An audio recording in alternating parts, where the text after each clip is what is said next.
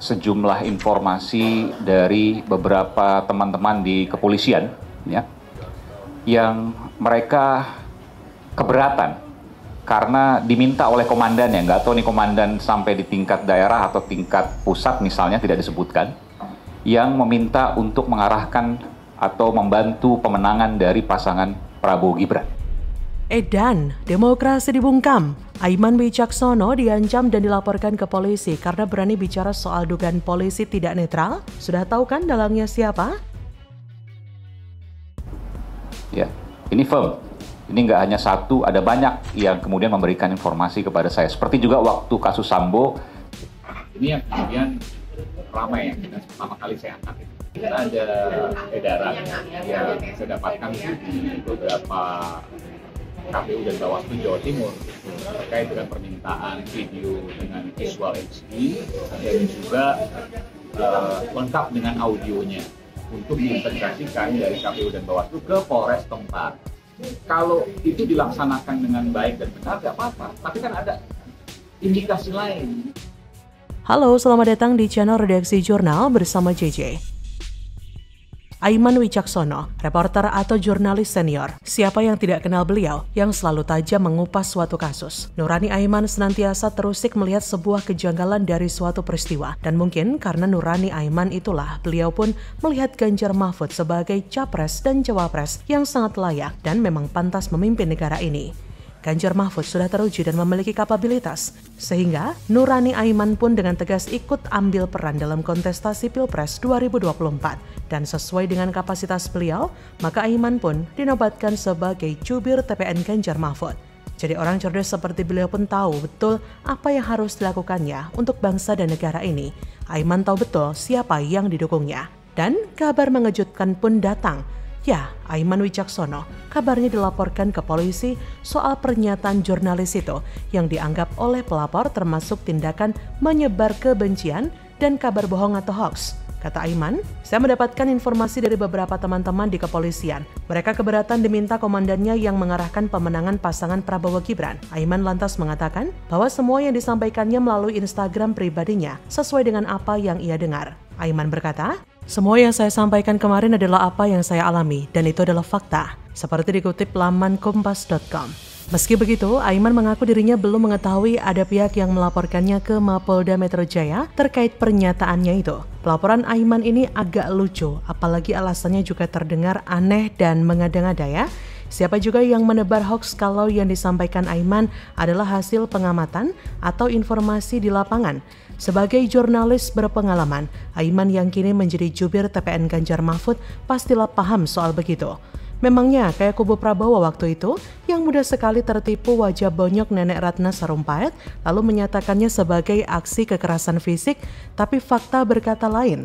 Lantas soal tudingan ujaran kebencian, siapa pula yang mau menyebarkan narasi berbau kebencian? Aiman hanya mengungkapkan fakta, yang mana kalau dibuka beneran datanya akan membuat malu pihak yang melaporkan dia ke polisi.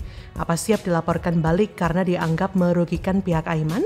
Paling langsung jiper dan ngompol di celana. Berita dugaan pengerahan aparat atau setidaknya ada komando dari orang tertentu agar bawahannya mengarahkan dukungan kepada Prabowo Gibran, saya percaya itu bukanlah karangan, apalagi hoax dan fitnah.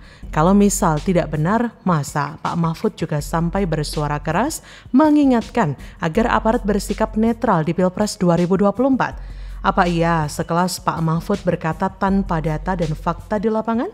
Ada, cemen banget sih. Sedikit-sedikit melapor. Harusnya pihak yang melaporkan Aiman berpikir ulang atau malah sebaliknya, mendukung dengan melakukan penyelidikan agar informasi yang masuk atau data yang dipunyai lebih lengkap. Masa namanya saja mengandung kata masyarakat sipil untuk demokrasi, tapi pernyataan Aiman yang begitu langsung dibikin baper dan lapor polisi.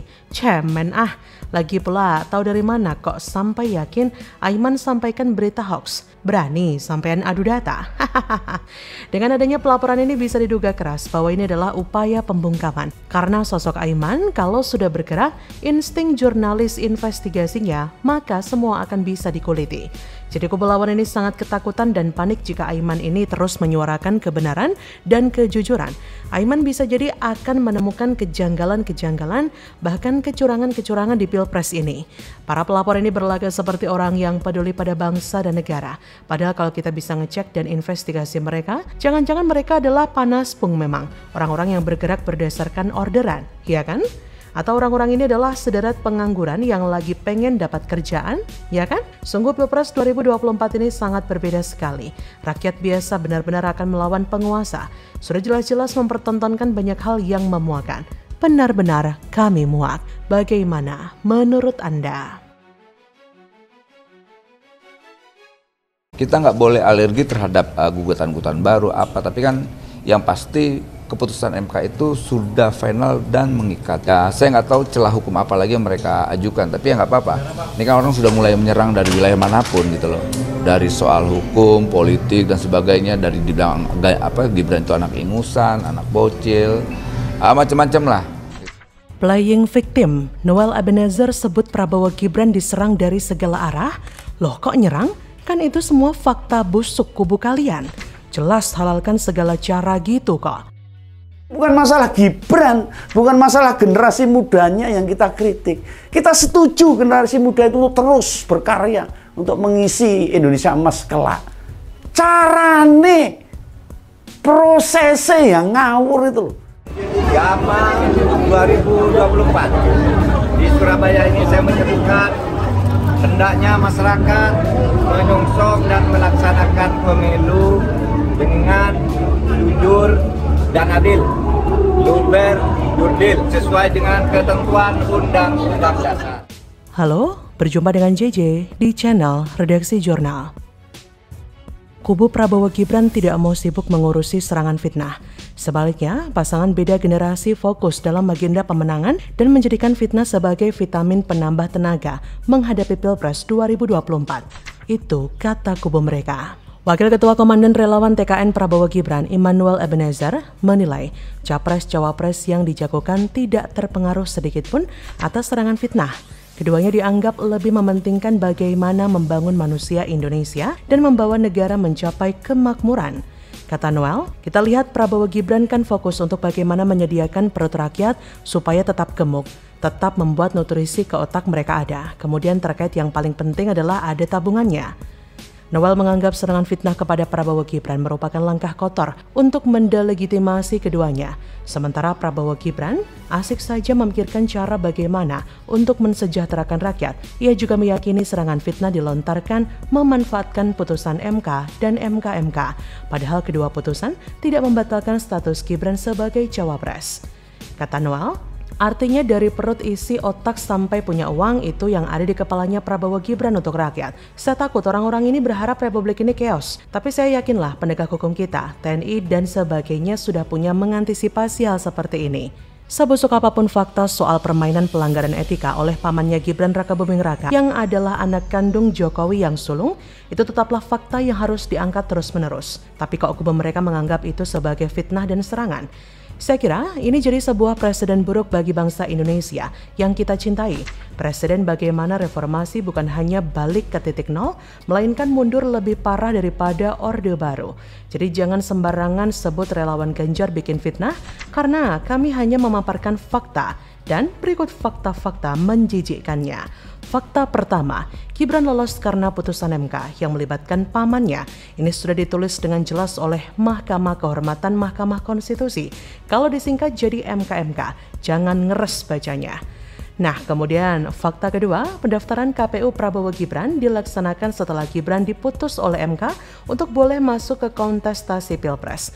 Kontestasi Pilpres ini memang sudah disetting sedemikian rupa agar Gibran bisa dipilih oleh si pecundang Pilpres 2 kali itu. Nah, setelah fakta, mari kita masuk ke dalam opini. Opini publik ini mengerucut ke dua hal. Dua opini yang saling mendukung satu sama lain, membuat Ganjar dan Mahfud namanya naik. Jelas ada kecurangan yang akan terjadi kalau begini. Lantik saja kalau begitu. Opini pertama didasarkan pada fakta bahwa MK tidak mengabulkan batasan maksimal usia cawapres di bawah 70 tahun.